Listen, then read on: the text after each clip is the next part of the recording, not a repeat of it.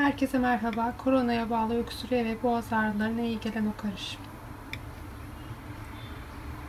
Bir tatlı kaşığı tarçın, bir tatlı kaşığı zerdeçal, bir tatlı kaşığı zencefil, bir tatlı kaşığı karabiber.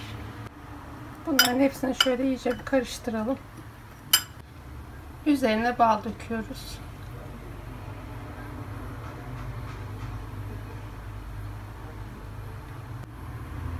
Şöyle iyice karıştıralım.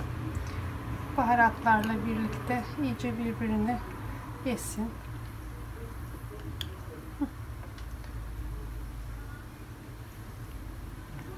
Öksürük oluştuğunda, boğazınızda bir yanma oluştuğunda birer çay kaşığı yemeniz yeterli olur.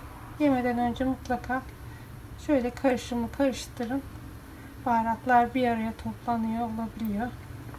Şöyle tekrardan bir homojen hale gelsin.